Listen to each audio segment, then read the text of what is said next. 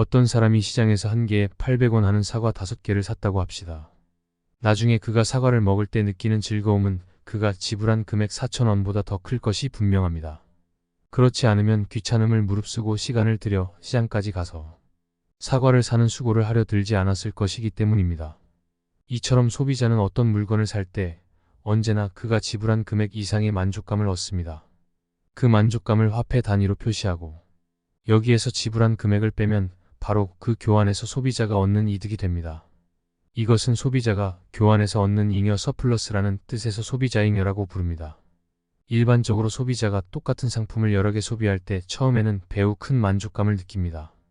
예컨대 사과 5개를 먹는 소비자의 경우 첫 번째 사과를 먹을 때의 만족감은 매우 크지만 두 번째 사과를 먹을 때의 만족감은 약간 작아집니다.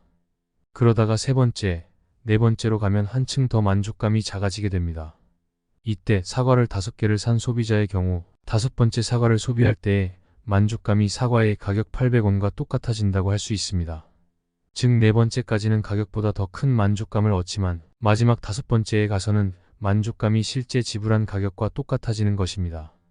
만약 5번째 사과가 주는 만족감의 크기가 돈으로 따져 600원이라면 소비자는 그 5번째 사과를 사려 하지 않을 것입니다.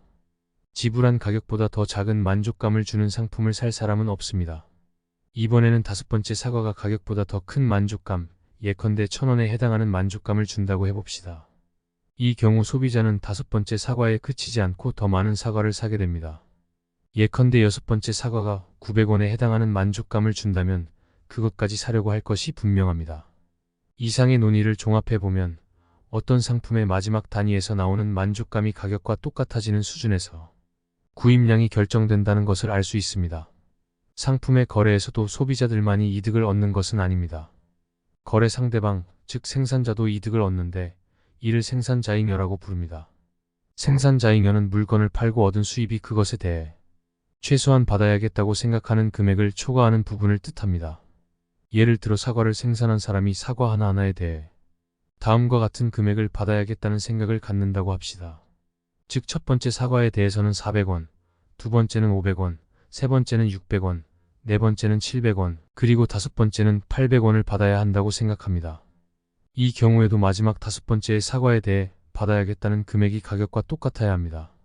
그렇지 않으면 5개보다 덜 팔거나 아니면 더 많이 파는 결과가 나오기 때문입니다. 위의 예에 따르면 사과를 생산해 파는 사람은 5개에 최소한 3,000원을 받아야겠다고 생각합니다.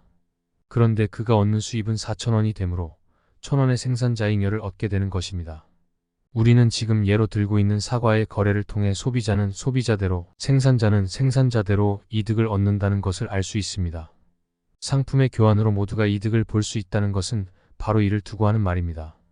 사회 전체의 관점에서면 이와 같은 교환에서 소비자잉여와 생산자잉여를 합친 것에 해당하는 사회후생의 증가가 생깁니다.